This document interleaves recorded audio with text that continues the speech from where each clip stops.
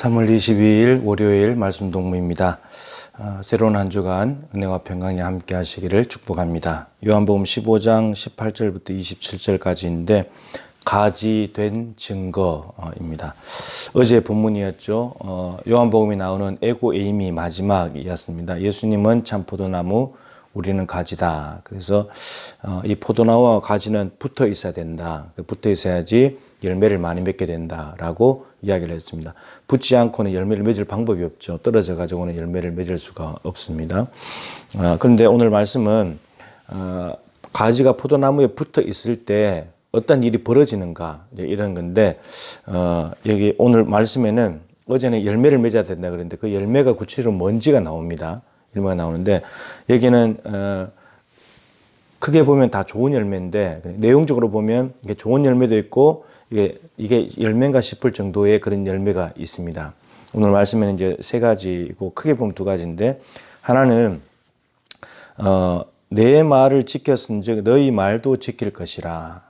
그러니까 가지가 포도나무에 붙어 있으면 사람들이 예수님의 말씀을 듣는다면 당연히 붙어 있으니까 제자들, 가지들의 말도 듣는다는 겁니다. 그러면 예수님의 말씀을 듣게 되면은 그냥 생명을 얻게 되고 죄 사함 받고 구원을 얻게 되는 거죠. 예. 그래서 하나님 나라의 열매를 맺게 됩니다. 예수의 삶을 살아가게 되는 거죠. 이런 열매들을 맺을 수 있다는 겁니다. 근데 또 하나의 열매가 뭐냐면은 세상이 너희를 미워한다라고 했습니다. 그러니까 포도나무인 예수님이 세상으로부터 미움을 받았잖아요. 근데 거기에 붙어 있다는 말은 동일하게 미움도 받는 거죠. 이 나무를 통해서 가지에게로 이제 영양분이 오는데 이 나무가 가지고 있는 모든 것을 같이 받게 되겠죠. 그래서 이제 예수님 말씀 들으면 제자들의 말도 듣는 거고 예수님이 미움을 받게 되면 제자들 또 미움을 받게 되는 거고. 그러니까 세상이 우리를 미워할 때 내가 예수님께 붙어 있다는 증거입니다. 떨어지면 미움 받을 일이 없어요. 미움을 안 받게 됩니다. 떨어지게 되면 떨어졌다는 말은 예수님으로부터 오는 이 영양분이 차단이 된 거기 때문에 예수님의 삶과 다른 삶을 살아가게 되는 거죠. 예, 그렇게 되면 어떻게 되냐면 미움받기 싫어서 오히려 세상과 동화하고 세상을 합리화시키고 세상에 적절하게 어울리면서 살아가게 됩니다. 세상으로서 미움받을 일이 없습니다. 칭찬받습니다. 오히려 대접받습니다. 그렇게 된다는 거죠. 또 하나는 박해할 것이다. 그러니까 나무인 예수님의 박해를 받았기 때문에 거기에 붙어 있는 가지도 당연히 박해를 받게 된다. 우리가 박해를 받게 될 때 예수님께 붙어 있는 것 때문에 박해를 받게 된다면 그게 붙어 있다는 증거가 된다는 겁니다. 붙어 있는데 대접을 받을 수도 있겠죠. 말씀을 받아들인 사람들에게는. 근데 말씀을 받아들이지 않는 사람이 있기 때문에 그들에게는 박해를 받게 된다라고 하는 겁니다. 그래서 열매는 크게 두 가지입니다. 제자들의 말을 들어가지고 구원을 얻고 하나님 나라에 가게 되는 열매도 맺게 되지만 반대로 미움을 받기도 하고 박해를 받기도 한다라고 하는 거죠. 여러분 이게 있다면 우리는 예수님께 붙어 있다는 증거예요. 여러분들은 어떤 열매가 있습니까? 여러분들의 말을 세상 사람들이 들어주고 구원을 얻게 됩니까? 아니면 여러분들이 정말 박해를 받고 미움을 당하고 있습니까? 세상 방식과 다르게 살기 때문에 세상으로부터 구별됐기 때문에 그래서 미움을 당하고 박해를 당하는 거거든요. 그래서 더 나아가서 여러분 그리스도인들은 교회는 세상을 불편하게 만들어야 됩니다. 우리 예수 믿는 사람들 때문에 교회 때문에 불편하다.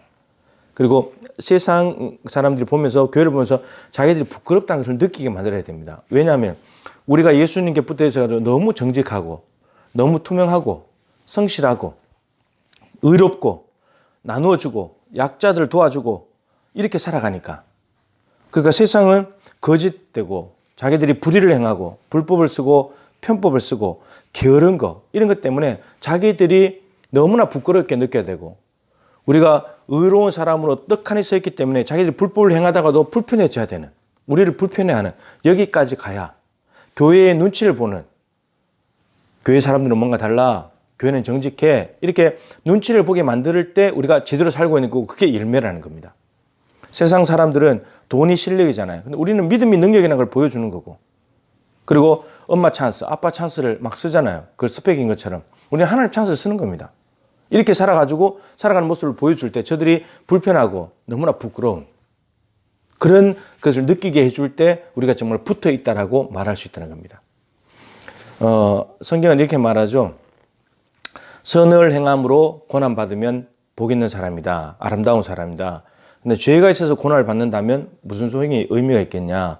그리고 부당하게 고난을 받아도 참으면 이는 하나님 앞에 아름다운 거다.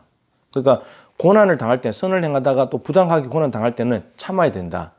왜 그래야 되냐면 선지자들이 이렇게 살았기 때문에 산상수훈에서 기뻐하고 즐거워해라. 왜냐하면 선지자들이 이렇게 살았고 하늘의 상이 크기 때문에.